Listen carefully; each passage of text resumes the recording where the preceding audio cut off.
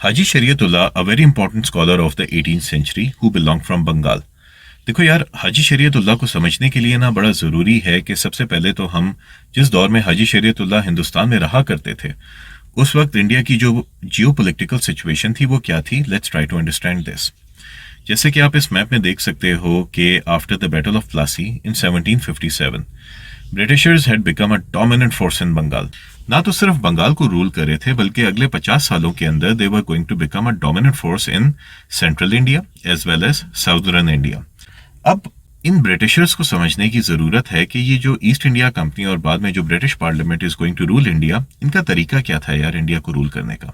After gaining the control of Bengal in 1757 Britishers ने अपनी administration को चलाने के लिए ना और पैसे को रेवेन्यू को जनरेट करने के लिए इन्होंने एक लॉ पास किया which was known as 1793 permanent settlement of Bengal.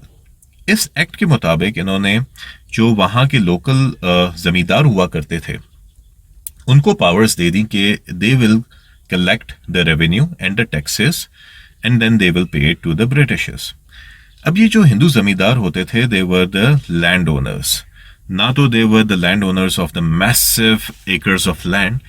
इसके अलावा जो छोटे मोटे लैंड्स भी हुआ करते थे, वहाँ के जो टेनेंट्स होते, पेजेंट्स जो थे जो वहाँ पे काम किया करते थे, they also use to collect the taxes from them and they use to पे the same taxes to the Britishers. अब इनकी नेचर क्या थी, ये जो जमींदार हुआ करते थे यार, दे वर एक्सट्रीमली ब्रूटल. ये लोग अपनी आइडियोलॉजीज, खासतौर पे जो हिंदू जमींदार थे, दे use to impose different kinds of very strange taxation policies upon the people. जुल्म करते थे लोगों के ऊपर, उनसे उनकी ज़मीनों को पर कब्जा कर लिया करते थे, खासतौर पे वो पेजेंट्स जो कि who were not able to पे द टैक्सेस ऑन टाइम. इसके साथ ही साथ इन्होंने गुर्बत, पावर्टी को बड़ी मैसिव स्केल पे प्रिवेल हुई during this time period. So situation was quite Dyer during this time period. अब इसी टाइम पीरियड को समझने के लिए फर्दर वी विल अंडरस्टैंड कि भाई ऐसे वक्त में जब people were so massively suffering during this time period, तो बहुत सारे जो हमारे इस्लामिक रिफॉर्मर्स थे जो कि हिंदुस्तान में सारी सिचुएशंस देख रहे थे कि ये लोग कितनी बुरी तरह से सफ़र करें, तो वो अपने रिफॉर्म्स लेकर आएंगे, अपनी आइडियोलॉजीज़ लेकर आएंगे, अपने थॉट्स, अपने बिलीव्स लेकर आएंगे. और उनमें से एक बड़े इंपॉर्टेंट प्रोमिनेंट स्कॉलर थे हाजी शरीयतुल्लाह हु बिलोंग फ्रॉम बंगाल. बड़ा इंपॉर्टेंट काम है इनका हिंदुस्तान की तारीख में, खासतौर पे बंगाल की हिस्ट्री में. पहले तो लेट्स ट्राई टू अंडरस्टैंड कि हाजी शरीयतुल्लाह थे कौन. देखिए यार, हाजी शरीयतुल्लाह was a prominent Islamic scholar of the 18th century. पैदा होते हैं ये बंगाल में 1781 में, फरीदपुर डिस्ट्रिक्ट में ये पैदा हुए. एट द एज ऑफ 18, जब वो 18 साल के थे 1799 में, तो he went to Arabia and he stayed there for a period of 18 years. कहीं 19 लिखा आता है, कहीं 18 लिखा आता है, but he spent a very long time in Arabia. अब जब ये अरेबिया में रहे तो वहाँ पे इन्होंने क्या किया, बड़ा कुछ किया इन्होंने. He studied Islamic education. इसके अलावा इन्होंने जो हदीसों की साइंटिफिक स्टडीज़ थी उसके बारे में इन्होंने तालीम हासिल की. कायरो यूनिवर्सिटी में भी he was studying over there, Cairo के अंदर इजिप्ट में. और he was deeply inspired by Arabian reformer जिनका नाम था शेख अब्दुल वाहब. तो अरेबिया में he stayed there for a period of 18 to 19 years. उसके बाद 1818 में ही return back to India. Obviously when he came back to India तो he was a very completely different person ना. नॉलेज थी, तालीम थी.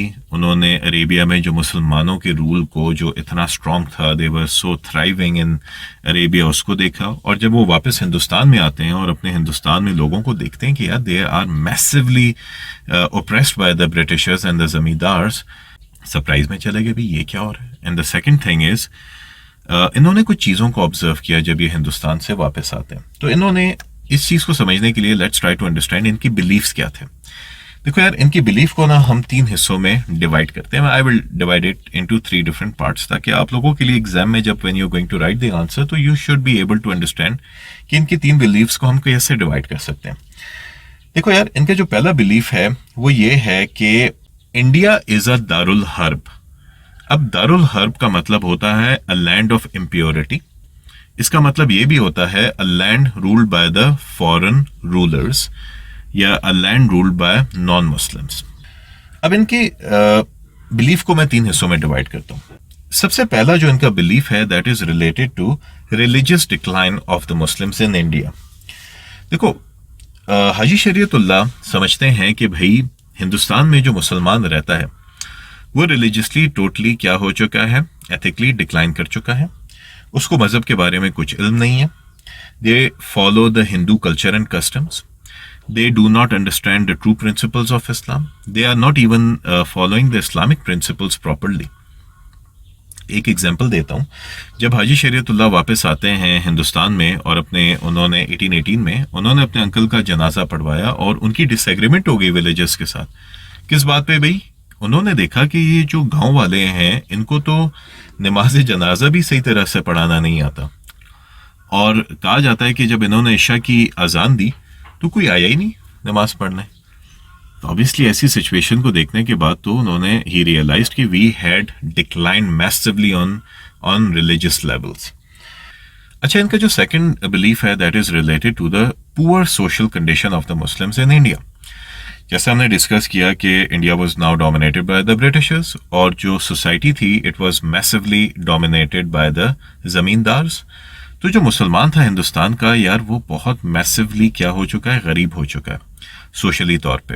جابس نہیں ہیں اس کے پاس. جو پیزنٹ ہے, فارمر ہے, جو لیبرر ہے, اس کو اس کے رائٹس نہیں مل رہے, اس کو they are pushing them towards poverty. اور جو پیزنٹ تھا they were living a very miserable life in India. They had no rights, they had nothing practically speaking.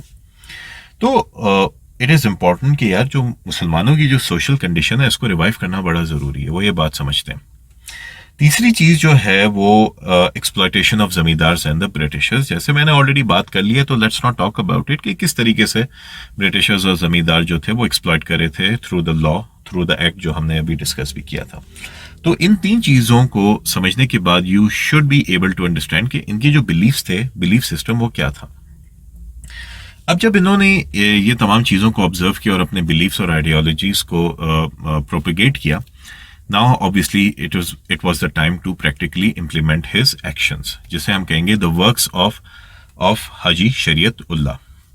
تو سب سے پہلے تو 1818 میں انہوں نے ایک موومنٹ سٹارٹ کی جسے ہم کہتے ہیں فرائضی موومنٹ. یہ فرائضی موومنٹ کیا ہے؟ It is very important. دیکھیے یار, Faraizi movement was a social, religious and a political movement started in 1818 by Haji Shariatullah. The aim of this movement was to give up the non-Muslim practices and adapt the two practices of فرائض. اب اس کو میں اپنے words میں define کرتا ہوں, explain کرتا ہوں. دیکھو یار, حاجی شریعت اللہ کی جو موومنٹ تھی اس کا میجر پرپز یہ تھا کہ جو مسلمان ہیں نا وہ ہر قسم کی یہ جو ہم کہتے ہیں نا ہندو کسٹم سے جو امپریشن تھی ہماری, ان کو ہم فالو کر رہے تھے, ان تمام چیزوں کو چھوڑیں, ہندو کلچر اور کسٹمز کو ختم کریں, اور اس کی جگہ ہم اسلام کو پریکٹیکلی صحیح طریقے سے فالو کریں. اور 5 جو فرائض ہیں ہمارے اسلام میں, جو کون کون سے ہیں؟ ایک آتا ہے ہمارے پاس شہادہ, دوسرا آتا ہے صلاح یعنی نماز, زکوٰۃ, اس کے علاوہ رمضان, روزہ اور حج. ہر مسلمان کے لیے ضروری ہے کہ وہ ان 5 فاؤنڈیشنز آف اسلام کو فالو کرے اور باقی تمام پریکٹسز کو وہ چھوڑ دے. یہ ہے اس موومنٹ کا ریلیجیس پرپس. بڑے میسو اسکیل پہ لوگوں نے ان کو فالو کرنا شروع کیا. پیپل ور فالوئنگ ہیم, اور those people who were following him were also known as Faraizis. ان کے لوگوں کو, ان کے سپورٹرز تھے, they got to be known as Faraizis. اب فرائضی موومنٹ کا صرف there was not only one reason کہ اس کو ریلیجیسلی ٹرانسفارم کرنا ہے ہندوستان میں لوگوں کو, نہیں, بلکہ اس کا ایک اور مقصد تھا کہ سوسائٹی میں سوشل ریفارمز بھی لے کر آیا جائے, لوگوں کو جگایا جائے, اپنے رائٹس کے لیے کھڑے ہوں, زمینداروں کے خلاف, برٹشرز کے خلاف, اپنے رائٹس کے لیے ڈیمانڈ کریں. ٹیکسیشنز, خاص طور پہ میں آپ کو ایک ایگزامپل دیتا ہوں, بہت ساری ایسی ٹیکسیشن پالیسیز تھیں جیسے کہ دھاڑی رکھنے پہ ٹیکس لگایا ہوا تھا. اگر کسی نے لنگی پہننا ہے یا جو لوکل ڈریس ہوتا تھا بنگال کا, اس کو پہننے کے لیے people had to pay the taxes. تو دیز ور انجسٹیفائڈ ٹیکسز. تو انہوں نے کہا غلط ہے بھائی, کیا کرو, سوشلی کھڑے اور اس کے خلاف بات کرو. And this was also achieve through Faraizi movement. تیسرا اوبویسلی اس کا ریزن تھا پولیٹیکل ریزن. سیاسی طور پہ اگر مسلمان طاقتور ہوگا, اویئر ہوگا اور پیزنٹ اپنے لیے کھڑا ہوگا تو obviously politically Muslims are going to become stronger. اب ہم نے دیکھنا یہ ہے کہ فرائضی موومنٹ تو it gained massive attention of the people supported him. ہزاروں لاکھوں لوگوں نے ان کو سپورٹ کرنا شروع کیا. دین میں ریوائیو آنا شروع ہوا بنگال کے اندر. لوگوں نے جو تھا پراپرلی ہندو کلچرز اور کسٹمس کو چھوڑ کے صحیح طریقے سے دین کو فالو کرنا شروع کیا. Religiously people became more aware, politically they were becoming stronger. اور یہ چیزوں کو دیکھنے کے بعد جو زمیندار تھا اور برٹشرز تھے, indigo planters of the Britishers especially, they got insecure. انہوں نے کہا یار یہ کیا ہو رہا ہے, دس از ڈینجرس. اب ان کی انسیکیورٹی کیا تھی فرائضی موومنٹ کی؟ دیکھو یار, Britishers and the zamindars first of all they thought کہ جو حاجی شریعت اللہ ہیں, he is doing it because he wants to proclaim himself as the new king of Bengal. وہ چاہتے ہیں کہ وہ بنگال میں کیا کریں, مونارکی لے کر آئیں. تو انہوں نے ان کو بلیم کرنا شروع کر دیا کہ بھائی یہ بندہ کیا لے کر آنا چاہ رہا ہے, یہ قبضہ کرنا چاہ رہا ہے اور اپنے آپ کو بادشاہ بنانا چاہ رہا ہے. Very important, you need to actually write it down when you are going to write your answer, کہ برٹشرز ان کو کیسے پرسیکیوٹ کریں گے, کیسے ان کے خلاف جائیں گے. دوسرا چیلنج جو تھا وہ زمینداروں کے لیے تھا, کیونکہ زمینداروں کی جو ہائرارکی تھی, ان کا جو ایک اسٹرانگ ہولڈ تھا ٹورڈز دا پیزنٹس, خاص طور پہ جو ہندو زمیندار تھے. ایسا نہیں کہ ہندو زمیندار ہی تھے اس میں بلیم کیا جا سکتا, نہیں, مسلمان زمیندار بھی تھے جو اپنے انٹرسٹ کے لیے کام کرتے تھے برٹشرز کے لیے. یار یہ بڑے انسیکیور ہو گئے, ان کو اپنی ہائرارکی کی ٹینشن ہوئی, ان کو اس بات کا خوف ہو گیا کہ people if they are not going to follow them and if they are going to question them, تو ان کی جو ایک ڈومیننس ہے سوسائٹی کے اندر وہ تو ختم ہو جائے گی نا. تو وہ بھی ڈر گئے. اس کے علاوہ برٹشرز کو اس بات کا بھی خوف آیا کہ if people are going to stand up for their rights, اپنے رائٹس کے لیے کھڑے ہوں گے, غلط ٹیکسز کو پے نہیں کریں گے, تو it will have a very strong impact on the economy of the Britishers. ان کے ٹریڈ کو نقصان پہنچے گا. And they were extremely scared of this reality. تو انہوں نے کیا کیا؟ سب سے پہلے تو انہوں نے یہ کیا بھائی کہ انہوں نے حاجی شریعت اللہ کو, بہت سارے زمینداروں نے ان کے اوپر کیسز کر دیے. لا سوٹس ور فائلڈ اگینسٹ ہم. Multiple Times he was arrested. Police station میں ان کو کئی دنوں کئی مہینوں تک بند کیا جاتا تھا. ان کے فالوورز کو بند کر دیا جاتا تھا, جیل کر دیا جاتا تھا. ان کی جو گیدرنگز ہوتی تھیں ان کے اوپر بین لگایا گیا. بڑے میسو اسکیل پہ he was continuously punched by the Britishers and the zamindars. لیکن ہی ڈڈ ناٹ اسٹاپ, یہاں تک کہ ان کو ڈھاکہ سے بھی نکال دیا گیا فورس کر کے کہ یہاں سے نکلو, اور ان کو فورس کیا گیا that he should return back to his village Faridpur. پھر بھی ان کے فالوورز نے اپنا کام کنٹینیو کیا. He came back to Faridpur. وہاں پہ ان 1840 آتے ہیں وہ, اور آ کے انہوں نے اپنے جو موومنٹ تھی اس کو مزید ایکسپینڈ کیا, اس کے ہورائزن کو. People war again getting more aware. لیکن 1840 میں ہوتا کیا ہے کہ حاجی شریعت اللہ پاسڈ ہوئے, فوت ہو گئے. اور فوت کیوں ہوئے؟ obviously he was growing older, health issues تھے ان کے what's ever, and he passed ہوئے.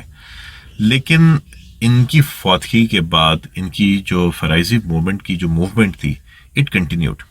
ان کے جو بیٹے تھے محسن الدین, جنہیں ہم دادو میاں کے نام سے بھی جانتے ہیں, ہی کنٹینیوڈ دس موومنٹ. اور کہا جاتا ہے کہ محسن الدین نے تو فرائضی موومنٹ کو ایک بڑے اسکیل پہ لے کے چلے گئے. دو again he also faced backlash from the Britishers, from the zamindars, but the movement gain massive support in Bengal. تو فرائضی موومنٹ کا امپورٹنس کیا ہے؟ فرائضی موومنٹ کی کیا امپورٹنس ہے, یہ بات سمجھنا بھی ضروری ہے. دیکھو, Faraizi movement was the first time in India جب مسلمانوں نے پہلی دفعہ اپنے رائٹس کے لیے اور اپنی زندگی کو بہتر کرنے کے لیے ایک آئیڈیالوجی کو امپوز کیا ہندوستان میں. And this became one of the reasons for the later on formation of Pakistan, کیونکہ پہلی دفعہ حاجی شریعت اللہ نے لوگوں کے دماغوں میں ہی lead a seed of independence in the minds of the people. انہوں نے لوگوں کو جگا دیا. جیسے کہتے ہیں نا, renaissance period of era of Bengal تھا, it was during his time period. تو Haji Shariatullah again a very important Islamic scholar, being the student of O levels, you need to know about his beliefs, you need to know about his works. اور works میں Faraizi movement ہی آتا ہے, کیونکہ Cambridge آپ سے پوچھے گا 4 mark questions. Cambridge is going to ask you about 7 mark questions, جو کہ ہم 3 پیراگراف میں کرتے ہیں. And they could ask you 14 mark questions. If you are looking for the notes, تو میرے پاس notes پڑے ہوئے. I can send you the notes, obviously, in a very good rate. And at the same time, if you're looking for the online classes with me, I can teach you. The online classes bhi main le raha hu. Already I'm taking lots of online classes with a number of students in Karachi, Lahore, Islamabad, even in Quetta.